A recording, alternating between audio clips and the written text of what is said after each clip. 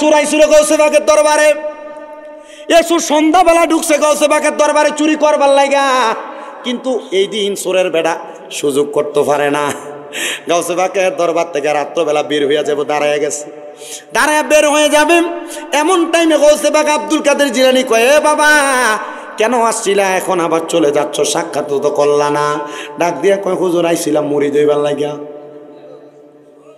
আসলে কি মুড়ি দইতে এসে কি লেগে আসছিল? হ্যাঁ, কয় বাবা চলে যাও কেন? বলে আসছি হুজুর বায়াত হইবার লাগিয়া। কত বায়াত কেন হও না? কয় হুজুর আজকে দেখে গেলাম, আইসা পরে বায়াত হবো। কয় বাবা হায়াতের গ্যারান্টি নাই, বায়াত হইয়া যাও।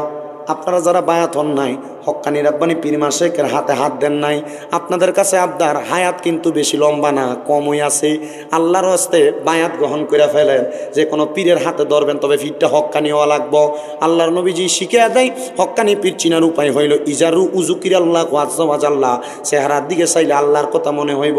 এমন একটা পীরের হাতে হাত রেখে বায়াতে রাসূল গ্রহণ করেন। বলে হুজুর আল্লাহর এত দেখি নাই, তাহলে আল্লাহর কথা কেমনে মনে হইব? পীরের ইমান, পীরের আখলাক, পীরের চরিত্র, পীরের আমল, এগুলা দেখবেন। এগুলা দেখলে দেখবেন পীর আল্লাহরে কত ভয় করে, আল্লাহর ভয়ের প্রতি পীরে কতটুক তাকওয়াবান আপনারা দেখ শিক্ষা দেয়, তাকওয়া শিক্ষা দেয়। এগুলা দেখে হক্কানি পীরের কাছে বায়াতটা গ্রহণ করবেন।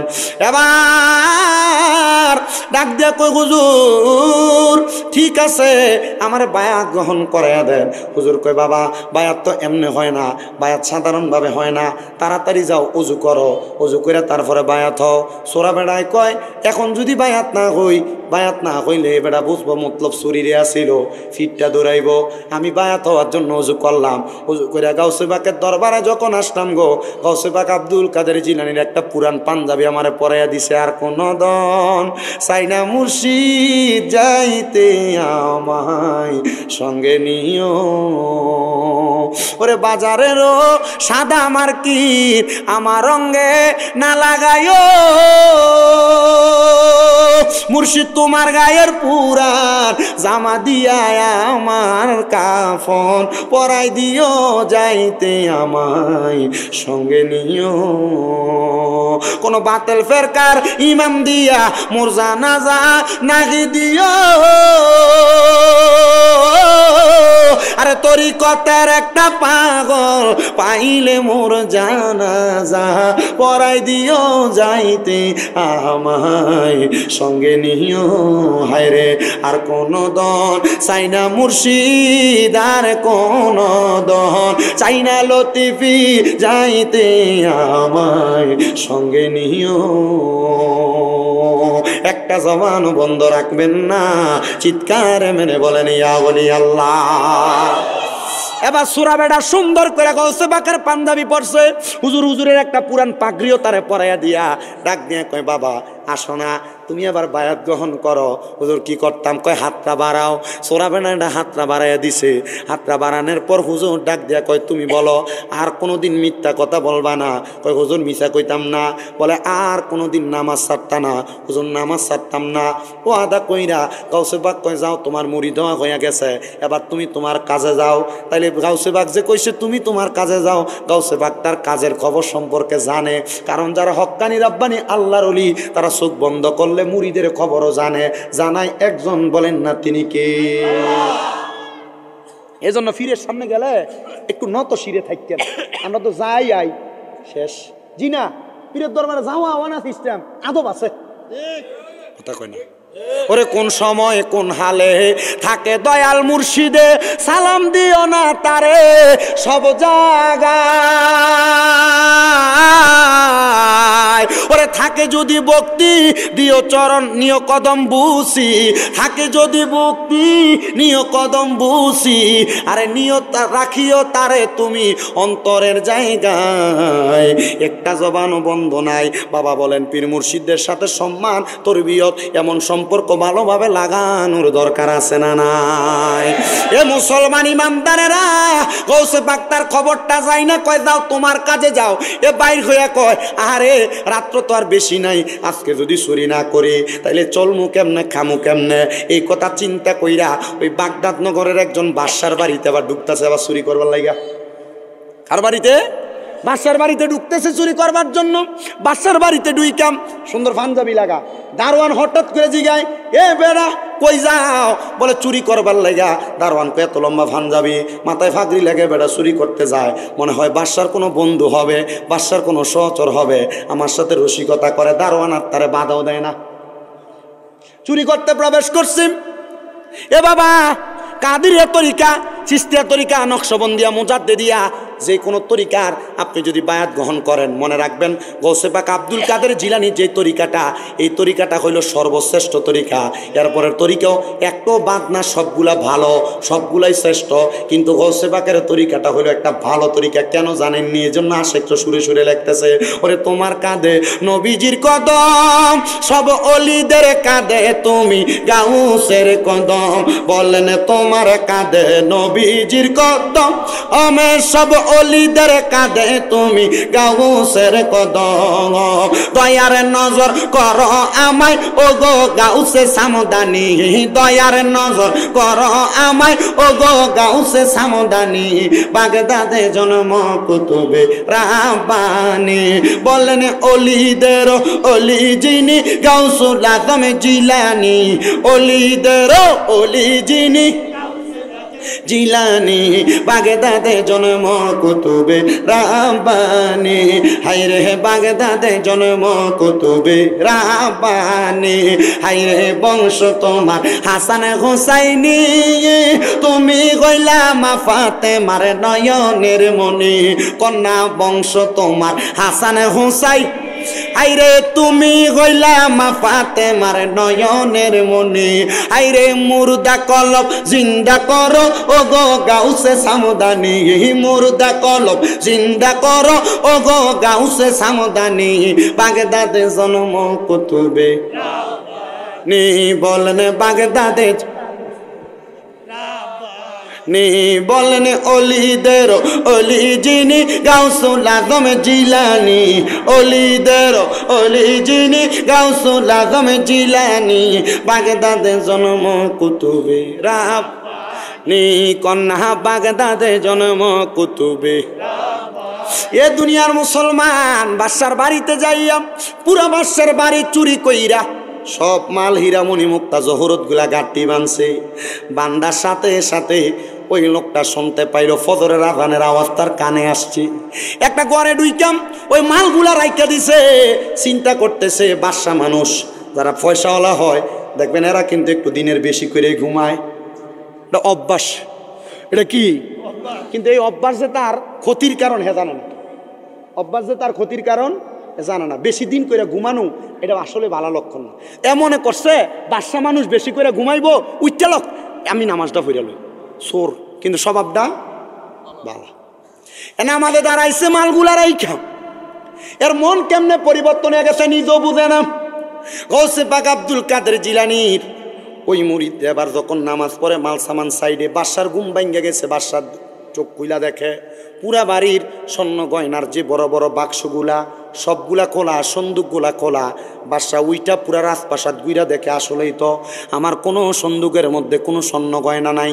আমি এটা দেখাম, আমি হঠাৎ করে ইবাদতখানাতে ঢুইকা দেখলাম একজন চোর মানুষ না, কিন্তু শরীরের মধ্যে পাঞ্জাবি, মাথায় ফাগরি, চুরি করা বস্তার ভিতরে সব মাল সামানগুলা আছে, স্বর্ণ গয়না মণিমুক্তা জহরত সব আছে, কিন্তু একটা ফাগরিওয়ালা পাঞ্জাবিওয়ালা এগুলা সাইডে রাইখা নামাজ পড়তাছে।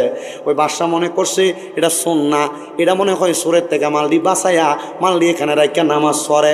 বাদশা কই দেখ শুনি কেমন একটা বালা মানুষের কাছে চোর ধরা খাইছে, চোরে মালগুলা ওনার কাছে দিয়া এখন উনি এই মালগুলা রাইখা ইবাদত করতেছে। আল্লাহ, এমন একজন বালা মানুষের সামনে আমারে আনছো, আলহামদুলিল্লাহ। ওই বাদশা যখন তাকে দেখলেন ওই ব্যক্তি নামাজ শেষ করছে, নামাজের সালামটা ফিরানোর পর ডাক দিয়ে কই হুজুর আপনি আমার মাল সামানগুলা স্বর্ণমণি মুক্তা জহরতগুলা চোরের হাত থেকে বাঁচাইছেন।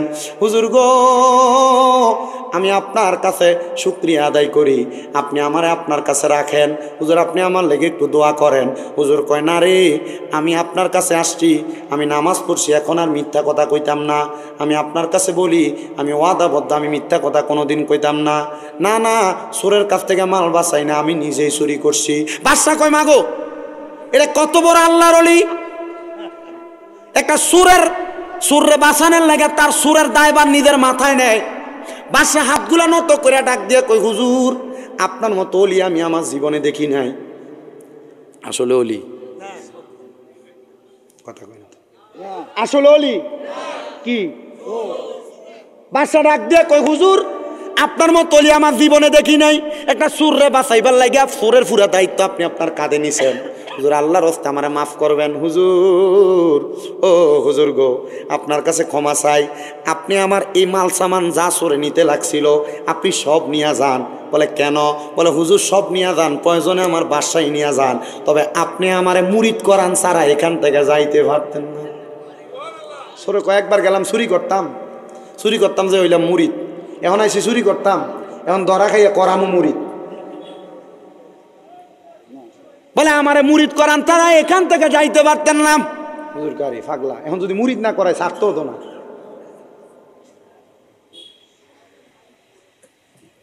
ডাক দিয়া বলতেছেন মুরিদ হইব অজু আসেনি? বলে হুজুর অজু নাই। বলে যা অজু করে আসো। তো মুরিদ কেমনে করায় সে তো সিস্টেম জানে। ওই যে মুরিদ হয়ে আইছে একটু আগে, কয় হুজুর অজু করে আসছি, বলে হাত বাড়াও, ডান হাত বাড়ায় দিছে। কয় তাহলে তুমি বলো কোনোদিন নামাজ ছাড়তা না? কই হুজুর ছাড়তাম না। তুমি কোনোদিন তুমি আর মিথ্যা কথা কইতা না? হুজুর কইতাম না। কই যাও মুরিদ হয়ে গেছো গা। ও হুজুর এখন আমি বুঝছি আপনি কেন এত বড় আল্লাহর ওলি। আপনি নামাজরেও ভালোবাসেন, মিশা কথারও আপনি পছন্দ করেন না। হুজুর আমি জানি এই মিথ্যা কথা কইল সকল পাপ কাজের মূল। হুজুর এর লাগে আপনি মিশা কথা কইতে পছন্দ করেন না, এই ব্যাপারে আমার ওয়াদাবদ্ধ করাইছেন। মুরিদ হওয়া মানি একজন পীরের কাছে বায়াত হওয়া মানি এমন না। ওয়াদাবদ্ধ হওয়া, প্রতিশ্রুতিবদ্ধ হওয়া। মুরিদ হওয়া মানি একবারে পীরের কাছে আসা যাওয়া, শুধু এইটা না। পীরে যা যা আদেশ করবে ওই আদেশ মাইনা চলা, যা যা নিষেধ করবে তা বর্জন করা। যদি না মানেন তাইলে আপনি মুরিদ না, আপনি মুরিদ না, আপনি মুরিদ না। কারণ আপনি যখন পীরের সাথে ওয়াদা করছেন, পীরে আপনারা কইছে এইটা কইরো এইটা কইরো না, আপনারা সাজরা দিয়া দিছে এই ওয়াক্ত নামাজের পরে এই আমলটা করে আপনি করেন না। কিতে কথা কয় না? ডাক দিয়ে কয় আমি তারা মুরিদ করে আমি চলে যাবো। এমন টাইমে কয় হুজুর এই গাড়ির মধ্যে যত মাল আছে সব আপনি নিয়ে যান। বলে কেন রে, তোমার কি মালগুলা লাগবে না? বলে হুজুর সোর যদি নিত সবই তো নিয়ে যাইতো, আপনি নিয়ে যান, বরকতের জন্য নিয়ে যান, সব আমি আপনারে দিয়া দিলাম। সবগুলা নেওয়ার পরে উনি ডাক দিয়া কয় আমি আবার কেমন ভাবে জানি পথ ভুল কইরা আমার মাথা নাকি খারাপ হয়ে গেছে, আমি মালগুলা নিয়ে আবার গাউসে পাকের দরবারে গেছি। হুজুরে ডাক দিয়া কইলাম হুজুর আপনার কাছে আসার পরে আমার কামগুলা জানি কেমন কেমন হইতাছে। হুজুর বায়াত গ্রহণ করার পর আমার মনে আবার চুরি করার চিন্তা এলো। চুরি করতে গেলাম, চুরি কইরা চলে আসবো, আমার মারবো ধরা খাওয়ার পর। আমার না মাইরা আমার কাছে মুরিদ হয়েছে। হুজুর আমার মুরিদ হওয়ার পর ছাইরা দিব। আমার মণিমুক্তা জহরত সব দিয়া দিছে। কি করতাম? কয় যারে পাগলা এখন থেকে তোরে আমি দায়িত্ব প্রদান করলাম, এখন থেকে তুমি তোমার দায়িত্ব পালন করবা। কারণ গাউসে পাকের হাতে যারা পাবন্দি হয়ে যায় ওই ব্যক্তি নিজে একটা অলি হয়ে যায়। গাউসে পাকের খেদমতে যারা পাবন্দি হয়ে যায় তারা নিজেও একজন অলি হয়ে যায়। এটা তোমার চুরি না, এটা তোমার অর্জিত সম্পদ। তুমি যে তারা মুরিদ করাইছো এটা তোমার জন্য হাদিয়া। হুজুর এই মাল যদি আমি আমার বাড়িতে নিয়ে যাই, আমার বউ আমারে কইব আজকে বুঝি পাঞ্জাবি আর ফাগরি লাগে আমি চুরি করছি, বউ আমারে মিথ্যা তহমত দিব। হুজুর আপনি আমার স্ত্রীরে বুঝায় কইবেন নি? বলে তোমার স্ত্রীরে আমি বুঝাইয়া বলবো এমন কথা না বইলা নিজের স্ত্রীর কাছে তুমি বোঝাইয়া বলবা। মনে রাখ করে বাবা, নিজের বউয়ের কাছে আর মায়ের কাছে দুই জিনিস চলে না, ফিরালি আর মোল্লাগিরি চলে না। কথা কয় না কা? এ দুই জিনিস দুইজনের কাছে চলে না, বউয়ের কাছে মায়ের কাছে দুই জিনিস ফিরালি আর হুজুরগিরি চলে না। এবার ডাক দিয়ে কই হুজুর এখন দেয় যদি বলি আজীবন চুরি করছি বউ আমার মানবে না। বলে কি করবা? বলে হুজুর যেহেতু আমি আল্লাহরে ভয় করছি এই মাল সামান সম্পদ আমার দরকার নাই, হুজুর আপনার দরবারে আমারে রাইখা দেন আর সম্পদগুলা আপনি সদকা হিসেবে দান করে দেন। মুসলমান ওই ব্যক্তি মারা গেছে, মারা যাওয়ার পর গাউসে পাকের এক মুরিদ এই স্বপ্ন দেখছে। আমি স্বপ্ন দেখছি কি জানুনি, আমার আল্লাহ তাআলা তার মরার সময় তারে কষ্ট দিছে না। বলে হুজুর চুরি না করছে, চুরি করা না কবিরা গুনাহ? চুরি করা কি গুনাহ? জোরে কনা কি গুনাহ? এতে রমজান মাস আইতাছে, বহুত বেড়ারা চিনি স্টক করতেছে, তেল স্টক করতেছে, ডাইল স্টক করতেছে, বুট স্টক করতেছে। স্টক তো করে করে ওজনে তো কম দেয় স্টক করে মালের দাম বাড়ায়। এরা আসলে ব্যবসায়ী না, এরা সুর। কথা কয় না কা?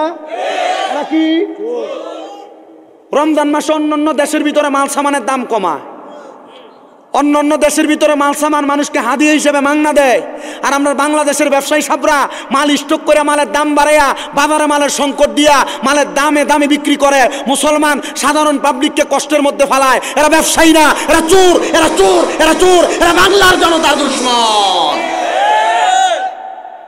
আল্লাহর দোহাই, এ সুদদের সাথে সম্পর্ক রাখেন না। এটা কবিরা গুনাহ। কি গুনাহ? কন্যা কি গুনাহ? আল্লাহর রাস্তায় বাংলাদেশের ব্যবসায়ীদের কাছে এনে যদি কেউ থাকেন, আবদার জানাই, পায়ে হাত দিয়ে বলি, রমজান মাসে লাভটা একটু কম করেন, কইরা রমজান মাসে সাধারণ পাবলিক যেন কিছু কিনা খাইতে পারে সে ব্যবস্থাটা করে দিয়ে। মাল স্টকে ফালাইয়া দাম বাড়াইয়া মানুষকে ভোগান্তিতে ফালাইয়েন না। আমি মাঝে মাঝে হতভম্ব হয়ে যাই, হতভম্ব হয়ে যায়। আমার আব্বা আমার গত বছর আপনাদের দোয়ায় মোটামুটি একটা অংশ আমাদের থেকেও দেওয়া লাগে। আমার আব্বা কয়, পুত্রে গত বছর ডাইলের বস্তা কিনছি, এক বস্তা এত টাকা, এই বছর প্রতি বস্তার ভিতরে 1200-1300 টাকা বেশি। আমি বললাম, আব্বা এটা স্বাভাবিক, অস্বাভাবিক কিছু নেই, এটা স্বাভাবিক, বাংলাদেশ। কথা কয় না কি দেশ? আমি বললাম, আব্বা এটা বাংলাদেশ, অস্বাভাবিক কিছু না। কবেটা দুনিয়াটি হলো জায়গা, কিছু করার নাই। খেজুর এক বছর কিনি 65-70 টাকা কেজি, গত বছর কিনে লাগছে 105 টাকা কেজি। হ্যাঁ, এবার কত?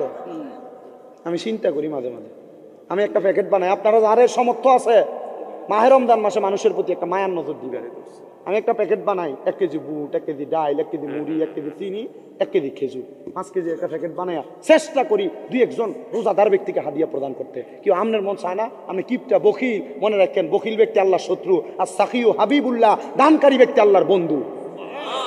করবেননি, করবেননি, করবেননি। সামর্থ্যবান হইলে একজন ব্যক্তি, একজন গরিব হইলেও রোজার কিছু সামান দিয়েন, দিয়েন না আব্বা, দিয়েন, দেখবেন আল্লাহ আপনার প্রতি দয়া করব। কারণ রসুলের হাদিস কিন্তু লা ইয়ারহামুল্লাহু মান লা ইয়ারহামুন নাস, যেই ব্যক্তি মানুষের প্রতি দয়া করে না আল্লাহ তার প্রতি রহম করে না। আপনার কাছে টাকা আছে, পয়সা আছে, আপনি মানুষের প্রতি দয়া করেন না, আল্লাহ আপনার দয়া করব।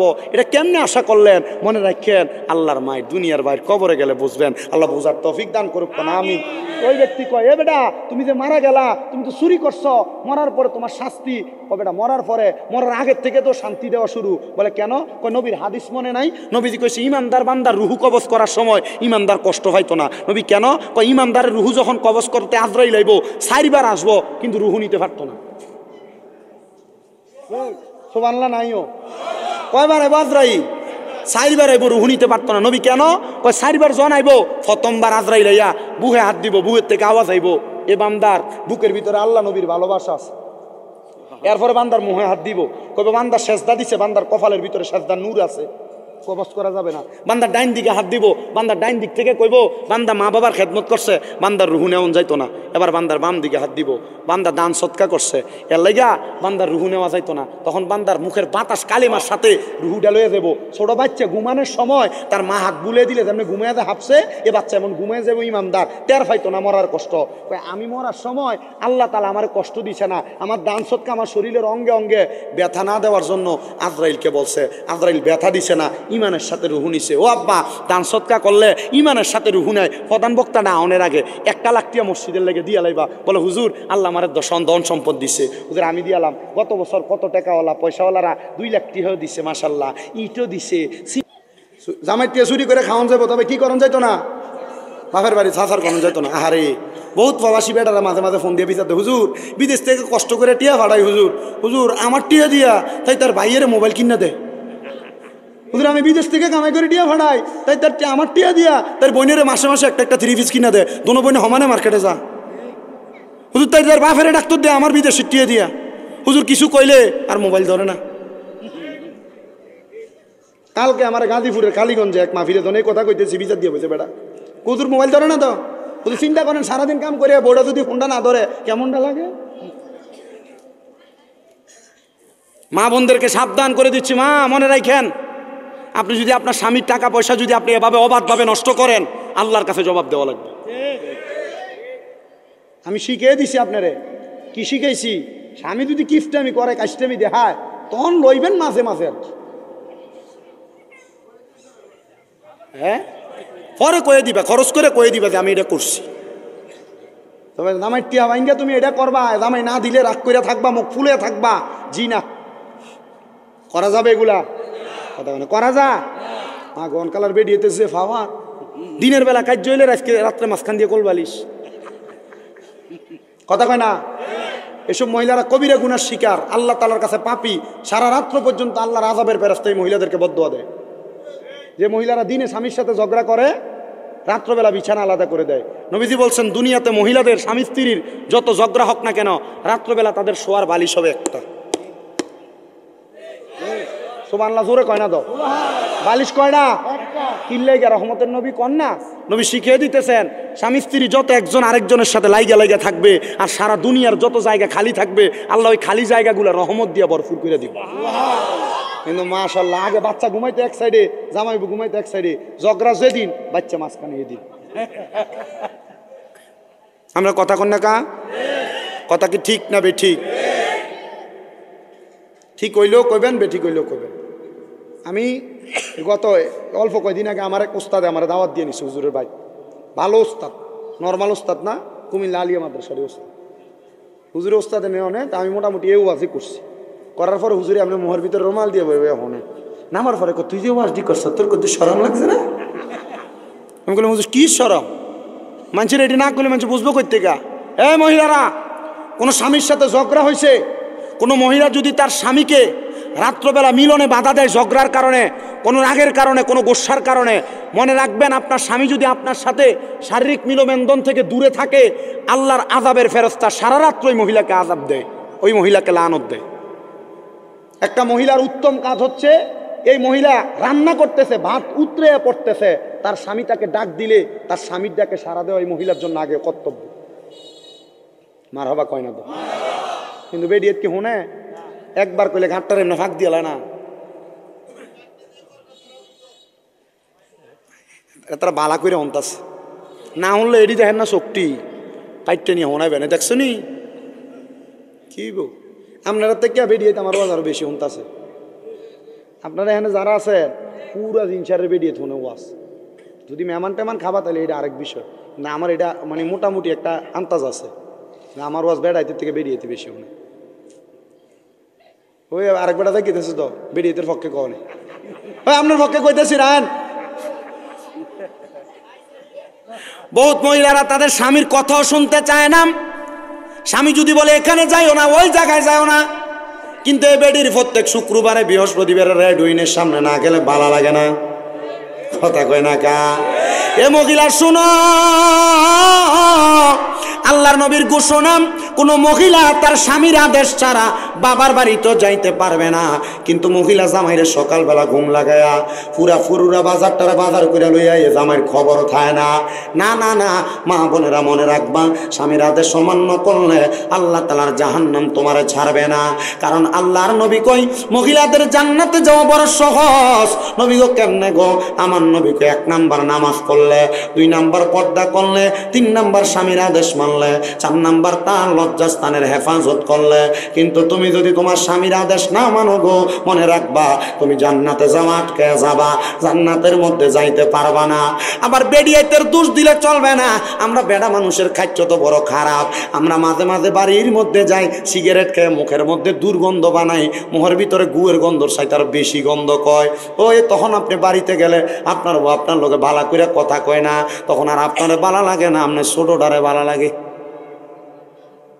দেওয়ারটারে আর কি কারণ আপনার মুখের ভিতরে দুর্গন্ধ আপনি বাড়িতে গেলেন আপনার স্ত্রী আপনার পানি আগায়া দেয় না মা বোনেরা স্বামীকে পানি আগায়া দিবেন আপনারা মাঝে মাঝে এই কাজগুলো বড় খারাপ করে ফেলেন এগুলার কারণে পুরো সংসার অশান্তি হয় বেডির কাছে যায় কই একটা গ্লাস পানি দাও না সারাদিন বেড়া কাজ করে আসে আপনি নিজেই ধমক দিয়া কোন লইয়া খাইতে পারে না ঘরে আইসে বেড়া এ কথা বলার কারণে বেড়া আর ঘরে থাকে না লগের ঘরের বাবির কাছে যায় কই বাবি একটু পানি দেন তখন পানি না দিয়ে বেডি কিন্তু লেবু সিপ্পা রস দেয় তখন বেড়ার আর বউরে ভাল লাগে না বাবির আর ওই ভাল লাগে কথা কোন না ঠিক আছে নি আরেকবার মুসকি মুসকি আসে ঠিকও কয় না বে ঠিকও কয় না চিন্তা করে ওদের মিল গেছে কে কথা আপনার কোন কথা বাস্তব না বাস্তব আপনি কইলেও বাস্তব না কইলেও বাস্তব আমার মুসলমান ইমানদারেরা এ নবীর উম্মতের দলেরা শুনেন, অন্তরের কানটা লাগায়া শুনেন। আরো কিছু কথা আমি আপনাদেরকে বলে দিয়ে যাই মা বোনদের সতর্কতার জন্য।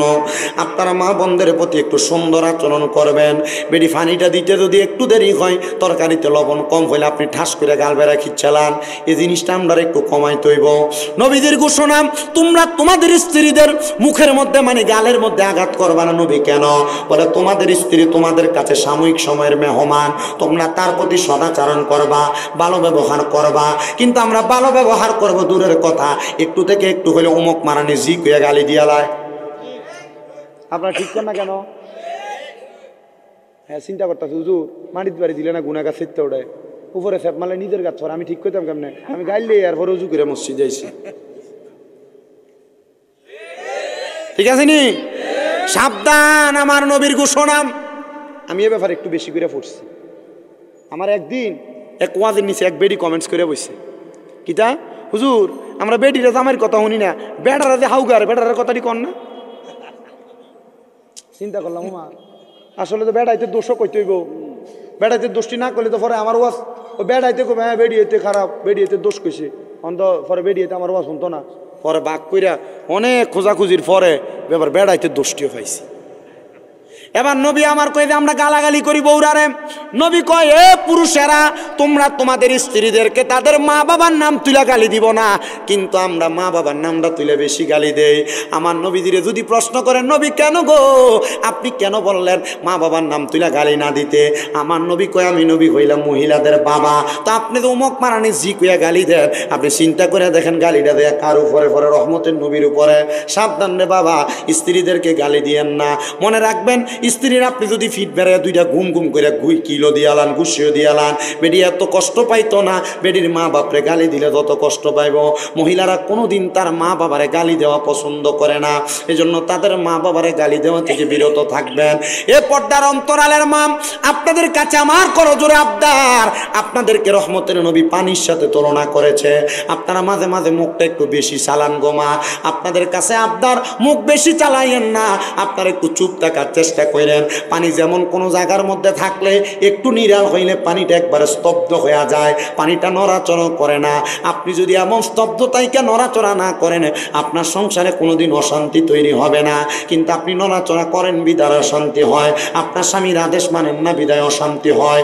এ পর্দার অন্তরালের আমার মা, তোমার স্বামী তোমারে বলে পর্দা করার জন্য, পরপুরুষের সামনে না যাওয়ার জন্য, তুমি পরপুরুষের সামনে চলে যাও, তোমার দেবরের সঙ্গে কথা বলো, অমুক বাহিরের পুরুষের সাথে কথা বলো, এ ব্যাপারে বলো সাবধান। নবীজির ঘোষণা, এ দুনিয়ার মহিলার দলেরা তোমাদের দেবর তোমাদের জন্য মৃত্যু সমতুল্য, কালসাপের মতো। কালসাপ কামড় দিলে মানুষ যেমন মারা যায়, একটা মহিলা তার স্বামী দুনিয়ার জমিনের মধ্যে তার স্বামীরা অমান্য কইরা কোনো পরপুরুষের সঙ্গে কথা বললে ওই মহিলা তেমন মইরা যায়। এ মহিলারা পরপুরুষের সঙ্গে কথা বইল না, নিজের ইজ্জতের হেফাজত কইরো গো মা, নিজের ইজ্জতের হেফাজত কইরো। মনে রাখবা, মনে রাখবা, আমার আল্লাহ তাআলা তোমার এই ইজ্জতের কারণে তুমি নারীর সম্মান দিছে। যদি তুমি তোমার ইজ্জতকে তুমি রক্ষা করে চলতে পারো, আমার আল্লাহ তাআলা এক একটা মহিলারে 70টা জান্নাতের হুরের সরদারিনী বানিয়ে দিব।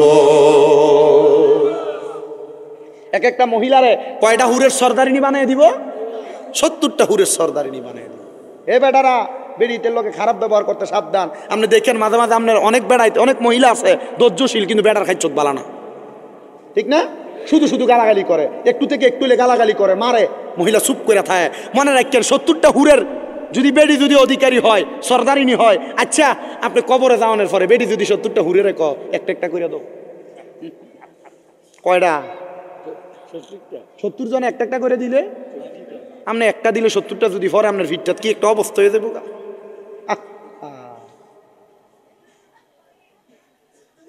আমার মুসলমানের আপনাদেরকে আরেকটা কারগুজারি ওয়াকিয়া শোনাই। আল্লাহ তাআলার একজন বন্ধু, জিনার বাড়ি বলখে, ওনার নাম হযরতে আহমদ খুজাইমা বলখি রহমতুল্লাহ আলাই। তিনি বলেন, আমার বয়স 17 থেকে 18-তে রূপান্তরিত। আমি আহমদ খুজাইমা আল্লাহ তাআলার ইবাদতের মধ্যে মশগুল থাকি। কিন্তু হুজুর আওয়াজটা কানে লাগলে একটু কষ্ট হয় আমার ওয়াজ করতে। আল্লাহ তাআলার ওই বন্ধু ডাক দিয়া কয়, আমার আল্লাহ তাআলা যে এলেম আমি অর্জন করেছি, আমল করেছি, রাস্তা দিয়ে হাঁটার সময় আমার কোনো মানুষ কোনোদিন ডিস্টার্ব করে নাই। আর আমি রাস্তা দিয়ে যখন হাঁটতাম আমার চক্ষু অবনত থাকতো, এটাই হাঁটার আদব। আমার চোখ চারদিকে যাইতো না। কিন্তু আমরা মাশাআল্লাহ রাস্তা দিয়ে যখন হাঁটি, কার বাড়ি কোনটা আমার হাঁটার নজরে বলে দিতে পারে। হযরতে আহমদ খুজাইমা বলকি ডাক দিয়া কয়, জগতের মানুষ, আমার বয়স যখন 18 থেকে 19, আমি রাস্তা দিয়ে হাইটা হাইটা চলে যাই। যাওয়ার সময় রে আমি আহমদ খুজাইমা রে হঠাৎ করে হযরতে ফাতেমা খানম নামক একজন মহিলা ডাক দিয়া কয়, রে হযরতে আহমদ খুজাইমা বলকি, তোমার কাছে আমার একটা আবদার, তোমারে আমার বড় পছন্দ। প্রস্তাবটা দেখে মহিলা এ প্রস্তাব দেয়, এ আহমদ খুজাইমা, তোমারে আমার বড় পছন্দ, তুমি বলো না তুমি আমারে বিবাহ করবানি, তোমারে আমার বড় পছন্দ হয়েছে। বলে তুমি আমারে কোন কারণে পছন্দ করো? আহমদ খুজাইমা ওনার চোখ উঠায় না, মাথা নিচের দিকে দিয়া রাখছে। ডাক দিয়া কয়, আহমদ খুজাইমা, তোমার ইবাদত আমার আকৃষ্ট করছে, তুমি যে আল্লাহ তাআলার বেশি ইবাদত করো, তোমার ইবাদতটা আমার কাছে বড় পছন্দ। আমার বড় শখ তোমার মতো একজন আলেম মানুষকে বিয়া করতাম, তোমার মতো একজন নিষ্ঠাবান সৎ মানুষকে বিয়া করতাম। এ আহমদ খুজাইমা, তুমি বলো না আমার বিবাহ কইরা তুমি আমার জীবনটা ধন্য করবানি। হায়রে মুসলমান, বিবাহ করতেছে, উদ্দেশ্যটা কি ভালো না খারাপ? বড় ভালো উদ্দেশ্য। আপনারা জানেন এখানে বসছেন, আমি জানি এই এলাকার মধ্যে বিভিন্ন দরবারের মুরিদান আছেন, বিশেষ করে অলিতলা দরবারের বায়াত, কসম আজবান্ডার দরবারের বায়াত, শাহপুর দরবারের বায়াত, আবার বিভিন্ন পীর মাশায়েখদের দরবারের বায়াত আছেন। মনে রাখবেন না মুসলমানেরা, হক্কানি পীরের দরবারে যাওয়ার উদ্দেশ্য হেদায়েতের পথ গ্রহণ করে। এই জন্য আশেক বলে, আরে আসা যাওয়া কি যন্ত্রণা, আসা যাওয়া কি যন্ত্রণা, জানলে রে দয়াল আর আসলাম না, আগে জানলে রে দয়াল আর আসতাম না। ও দয়াল রে, মাকাল ফল তার দেখতে ভালো, বাহির লাল তার ভিতর কালো, আমি দয়াল আগে জানতাম না। বুঝি অমৃত খায়া বাড়ছে জ্বালা, অমৃত খায়া বাড়ছে জ্বালা, মুর্শিদের প্রেমের জ্বালা, ভাল লাগে না লতিফির প্রেমের জ্বালা, মনে সহে না জানলে রে দয়াল আর আসতাম না। রে আসা যাওয়া কি যন্ত্রণা, আসা যাওয়া কি যন্ত্রণা, জানলে রে দয়াল আর আসতাম না। ও দয়াল রে, মাকাল ফল তার দেখতে ভালো, বাহির লাল তার ভিতর কালো, আমি দয়াল আগে জানতাম না।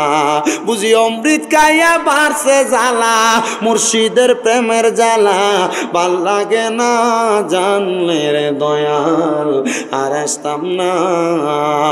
ও দয়াল রে, ওই পারেতে প্রেমের বাজার, পার হইয়া যায় সব দোকানদার, আমি দয়াল হইতে পারলাম না।